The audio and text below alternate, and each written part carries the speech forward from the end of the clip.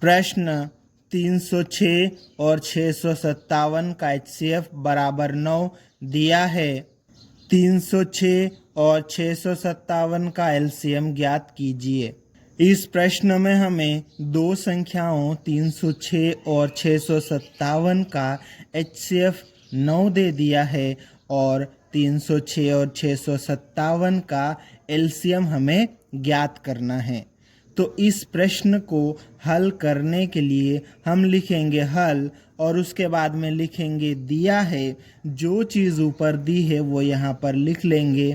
क्या दिया है? HCF दिया है, तो हम यहाँ पर लिखेंगे 306 और 657 का HCF बराबर 9। और हमें क्या ज्ञात करना है? LCM ज्ञात करना है। तो लिखेंगे तथा LCM किसका? 306 और 657 का LCM बराबर क्वेश्चन मार्क, जो कि हमें ज्ञात करना है। हमें यहाँ पर इस प्रश्न में HCF दिया है और उसकी मदद से हम LCM ज्ञात करेंगे। तो इसके लिए हम क्या करेंगे कि जो दो संख्याएं होती है उनके HCF और LCM और उन दोनों संख्याओं के बीच में जो संबंध होता है उसका प्रयोग करके हम LCM ज्ञात करेंगे। तो हम यहाँ पर लिखेंगे हम जानते हैं कि, क्या जानते हैं कि दो संख्याओं A और B का HCF और उन दोनों संख्याओं A और B का LCM, इन दोनों का गुणनफल उन दोनों संख्याओं A और B के गुणनफल के बराबर होता है। ठीक है, तो यही संबंध हम यहाँ पर प्रयोग करेंगे। क्या? 306 और 657 के HCF और 306 और 657 के LCM का गुणनफल भी 306 और 657 के गुणनफल के बराबर होगा। अब आगे हम क्या करेंगे कि इनका HCF तो दिया है, कितना दिया है? 9। तो ये 306 और 657 के HCF की जगह पर क्या लिख देंगे हम? 9। ठीक है, ये हम यहाँ पर लिख देंगे। ये गुणा का चिन्ह लगा लेंगे।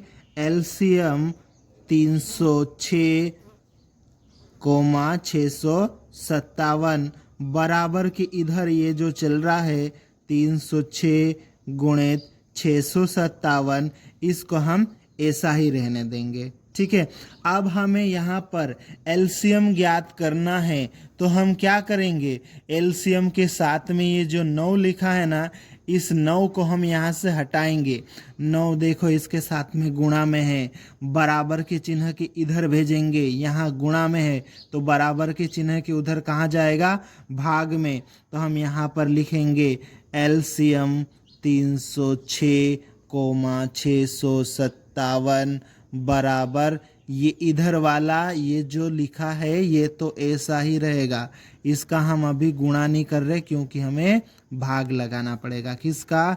ये जो 9 का, ये इधर बटे में आ जाएगा। ठीक है, अब हम इसको थोड़ा सा हल कर लेते हैं। देखो ये 9 के पहाड़े से तो कट जाएगा, 9 के पहाड़े में 9 आता है। इसको देखो ज़रा, ये 9 से विभाजित होगा या नहीं? बिल्कुल 9 से पूरी तरह से विभाजित हो जाएगा। तो 9 के पहाड़े से इसको और इसको, इन दोनों को हम काट देते हैं। 9 के पहाड़े में 9 कितनी बार में आएगा? एक बार में। तो इसको काट के यहाँ पर 1 लिख देंगे हम। ठीक है, 9 के पहाड़े में 3 नहीं आता है, तो ये 7 वाले 0 को भी ले लो, तो ये 30। 9 के पहाड़े में 30 भी नहीं आता है, कितना आता है? 27 आता है। 9 के पहाड़े में 3 बार में 27 आ जाएगा। तो 30 में से 27 गया तो कितना बचा? 3। तो इस तरह से ये 3 आगे आ जाएगा, तो ये बन जाएगा 36। 9 के पहाड़े में 36 आता है, कितनी बार में? 4 बार में। तो 9 का पहाड़ा 4 बार बोलेंगे तो 36 आ जाएगा। इस तरह से ये 306 9 के पहाड़े से 34 बार में कट जाएगा। तो हम यहाँ पर आगे क्या लिखेंगे? LCM किसका? 306 और 657 का LCM बराबर, यहाँ पे क्या आया? 34 आया, गुणित यहाँ क्या है? 657। अब हम क्या करेंगे? 34 और 657 का गुणा कर देंगे। ठीक है, 34 में 657 का हम गुणा करेंगे तो हमारा उत्तर आ जाएगा। तो इसको लिख लेते हैं 306 और 657 का एलसीएम बराबर।